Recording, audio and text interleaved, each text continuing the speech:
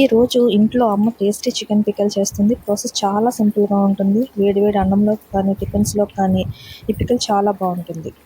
Ingredients అన్నీ నేను కింద డిస్క్రిప్షన్లో క్లియర్గా మెన్షన్ చేసి ఉంచాను. ఇంకా ప్రాసెస్లోకి వెళ్దామా. ముందుగా చికెన్ క్లీన్గా వాష్ చేసుకున్న తర్వాత అందులో 2 స్పూన్స్ ఉప్పు, పసుపు వేసుకొని స్టవ్ వెలిగించి వాటర్ మొత్తం ఇంకిపోయేంత వరకు కూడా చికెన్ని బాగా ఉడికించుకుని పక్కన ఉంచుకోవాలి. మరికొన్ని ఇంగ్రీడియంట్స్ ఉప్పు, కారం, ధనియాలు, యాలకులు, లవంగాలు, దాల్చిన చెక్క, షాజీరా, చింతపండు, తొక్కు తీసి ఉంచిన వెల్లుల్లి, అల్లం, నిమ్మరసం. ఇప్పుడు ఒక గిన్నెలోకి చింతపండులో వాటర్ వేసి ఆ చింతపండుని బాగా వాష్ చేసుకొని ఆ వాటర్ తీసేసిన తర్వాత మళ్ళీ అందులో వాటర్ వేసి ఆ చింతపండుని పక్కన ఉంచుకోవాలి. స్టవ్ మీద అడుగు మందంగా ఉన్న గిన్నెను పెట్టుకొని అందులో షాజీరా, ధనియాలు,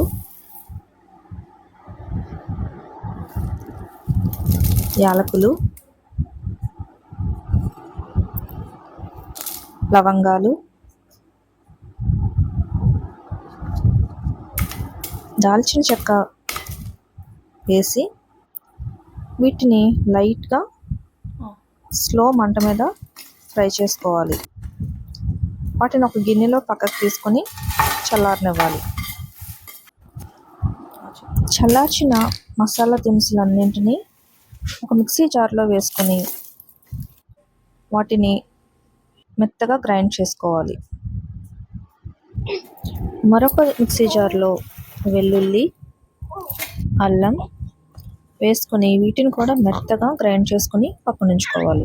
ముందుగా నానబెట్టిన చింతపండుని స్టవ్ మీద పెట్టి దాన్ని బాగా ఉడికిన తర్వాత పక్కకు దించుకుని చల్లారనివ్వాలి.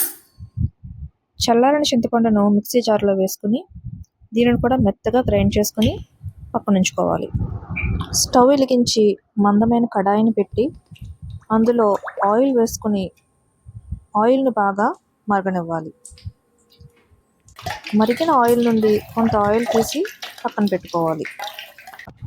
స్టవ్ మీద ఉంచిన మిగిలిన ఆయిల్లో ముందుగా ఉడికించి పక్కన ఉంచుకున్న చికెన్ ముక్కలను ఆయిల్లో వేసి బాగా కలుపుకుంటూ ఫ్రై చేసుకోవాలి. చికెన్ ముక్కలు గోల్డెన్ కలర్లోకి వచ్చిన తర్వాత అందులో అల్లం వెల్లుల్లి పేస్ట్ వేసి బాగా కలుపుకుంటూ ఫ్రై అవనివ్వాలి.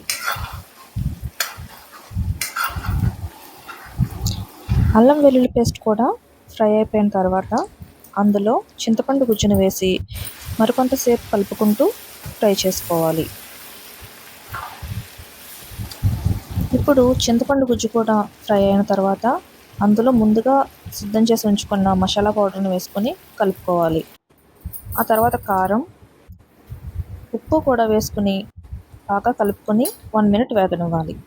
ఆ తర్వాత అందులో 1 స్పూన్ పసుపు వేసుకొని నిమ్మరసం కూడా వేసుకొని దీనిని ఒకసారి కలిపి లాస్ట్లో ముందుగా పక్కన ఉంచుకున్న ఆయిల్ కూడా వేసేసి బాగా కలుపుకొని 1 మినిట్ ఉడకనివ్వాలి. బాగా కలుపుకుంటూ ఉడికించుకోవాలి. 1 మినిట్ పాటు ఇలా కలుపుకుంటూ ఉడికించిన తర్వాత ఇలా బబుల్స్లా వస్తుంది. ఇంకొద్దిసేపు కలుపుకొని ఇంకా స్టవ్ ఆఫ్ చేసేసుకోవాలి.